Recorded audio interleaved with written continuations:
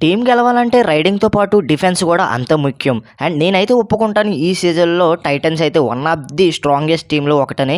ఎందుకంటే అన్ని సీజన్‌ల కన్నా ఈ సీజన్‌లోనే టైటన్స్ అయితే ది బెస్ట్ పర్ఫార్మెన్స్ అయితే ఇచ్చారు. అండ్ అన్ని సీజన్‌ల కన్నా ఎక్కువ మ్యాచెస్ గెలిచింది కూడా ఈ సీజన్‌లోనే. బట్ ఏంటంటే ఈ సీజన్‌లో హర్యానా స్టీలర్స్ తర్వాత తెలుగు టైటన్సే ప్లే ఆఫ్స్‌కి వెళ్తుందని నాతో పాటు చాలామంది అనుకొని ఉంటారు. బట్ ఏంటంటే ఇక్కడ టైటన్స్ అయితే మ్యాచ్‌లు గెలుస్తూ వస్తున్న కొద్దీ ఇక కాన్ఫిడెన్స్ అనేది పెరిగింది. బట్ ఇక్కడ ఏంటంటే రైడింగ్ తగ్గిన కొద్దీ మనకైతే డిఫెన్స్ అయితే మరీ పేలవమైన పర్ఫార్మెన్స్ అయితే ఇచ్చారు. అండ్ మనకైతే తెలుగు టైటన్స్‌కి అయితే ఫస్ట్ నుండి కూడా రైడింగ్ స్ట్రెంత్ అనేది చాలా అంటే చాలా స్ట్రాంగ్గా ఉంది. ఈవెన్ పవన్ చరవత్ లేకపోయినా కూడా విజయ్ మాలిక్ కావచ్చు అండ్ మనకి ఆశీష్ నర్వాల్ కావచ్చు, వీళ్ళిద్దరూ కూడా టైటన్స్ టీంని ముందుండి నడిపించారు. అండ్ అప్పుడు వీళ్ళిద్దరు పర్ఫార్మెన్స్ చేస్తున్నప్పుడు డిఫెన్స్ అయితే మంచిగా పర్ఫార్మెన్స్ ఇచ్చింది. అండ్ తర్వాత మనకి ప్రెజర్ సిచ్యువేషన్స్ వచ్చి కొద్దీ టైటన్స్ డిఫెన్స్ అనేది చాలా అంటే చాలా వీక్ అయిపోయింది. అండ్ ముందుగా అన్ని మ్యాచెస్ కూడా గెలిచిన టైటన్స్ అయితే నాకౌట్ మ్యాచెస్లో డీలా పడిపోయిందనే చెప్పాలి. అండ్ నాకౌట్ మ్యాచెస్లో చూసుకున్నట్టయితే యూపీ మీద, ఢిల్లీ మీద అండ్ హర్యానా మీద, పాట్నా పైరేట్స్ మీద అండ్ జైపూర్ మీద లాంటి టీమ్స్ మీద మనకైతే డీలా పడిపోయింది మన టైటన్స్ టీం అయితే. మిగతా టీమ్స్ చూసుకున్నట్టయితే మనకైతే హర్యానా స్టీలర్స్ కావచ్చు, పైరేట్స్ కావచ్చు, ముంబై కావచ్చు, వీళ్ళందరూ కూడా మంచి మంచి కంబ్యాక్ ఇచ్చి మంచి పర్ఫార్మెన్స్ ఇస్తున్నారు. ఎంత ప్రెజర్ సిచ్యువేషన్ అయినా కూడా డిఫెన్స్ అనేది కంబ్యాక్ ఇచ్చేది.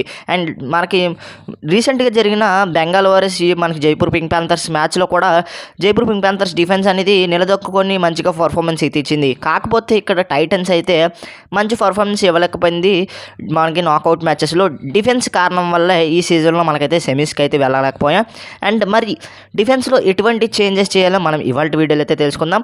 అండ్ ముందుగా లెఫ్ట్ కార్నర్ ఖచ్చితంగా చేంజ్ చేయాలి. అదేంటి బ్రో, రైట్ కార్నర్ కదా పెద్దగా పర్ఫార్మెన్స్ చేయలేదు, లెఫ్ట్ కార్నర్ అంటున్నావు ఏంటన్నది మీ అందరికీ డౌట్ వచ్చి ఉంటుంది. బట్ ఏంటంటే లెఫ్ట్ కార్నర్లో మనకైతే ఇంపాక్ట్ చేసే ప్లేయర్ అయితే కనిపించట్లేదు ఫ్రెండ్స్. అండ్ అంకిత్ జాగ్లాన్ మంచి ప్లేయరే, బట్ ఇంపాక్ట్ చేసే ప్లేయర్ కాదు. అండ్ మనకైతే సబ్స్టిట్యూషన్గా పనికొస్తాడు. అండ్ నాకైతే ఈ విధంగా అనిపిస్తుంది, మహమ్మద్ రిజా, చాదులు లాంటి ప్లేయర్ కనుక ఉంటే టైటన్స్ టీం అనేది డిఫెన్స్లో ఖచ్చితంగా సెట్ అవుతుంది. అండ్ మహమ్మద్ రిజా అనే సాదులు పైరేట్స్కి వెళ్ళా, హర్యానా స్టీలర్స్కి వెళ్ళా, పునేరి పల్టన్స్కి వెళ్ళా, ప్లేయర్స్కి వెళ్ళింది అండ్ ఛాంపియన్స్ కూడా అయ్యింది. పునేరి పల్టన్స్ అయితే ఛాంపియన్ అయింది అండ్ పాట్నా పైరేట్స్ అయితే ఫైనల్గా వెళ్ళింది. హర్యానా కూడా ఇప్పుడు ప్లే ఆఫ్స్లో ఉంది గైస్.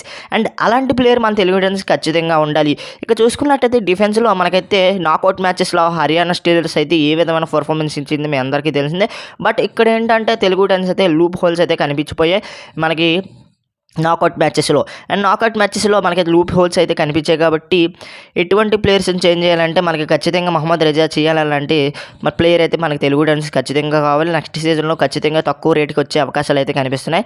అండ్ అతనితో పాటుగా రైట్ కార్నర్ని ఖచ్చితంగా చేంజ్ చేయాలి. రైట్ కార్నర్ పెద్దగా పర్ఫార్మెన్స్ అయితే ఇవ్వలేదు. అండ్ రైట్ కార్నర్ ఖచ్చితంగా చేంజ్ చేయాలి. క్రిషన్ దుల్ బదులుగా వేరే ప్లేయర్ అయితే టార్గెట్ చేయాలి. ఆ ప్లేయర్ ఎవరో మనం నెక్స్ట్ వీడియోలో అయితే తెలుసుకుందాం. ఖచ్చితంగా మనకి రిజా లాంటి ప్లేయర్ అయితే కావాలి ఈ సీజన్లో. మనకైతే అంకిత్ని సబ్స్టిట్యూషన్గా ఉంచుకొని రజాని టాప్ 7లోకి తీసుకోవాలని నా ఒపీనియన్. మీరు ఏమనుకుంటున్నారు కింద కామెంట్ సెక్షన్లో తెలపండి. వీడియో నచ్చితే లైక్ చేయండి, షేర్ చేయండి, మన ఛానల్ ఖచ్చితంగా సబ్స్క్రైబ్ చేసి పక్కన వచ్చిన బెల్ ఐకాన్ అయితే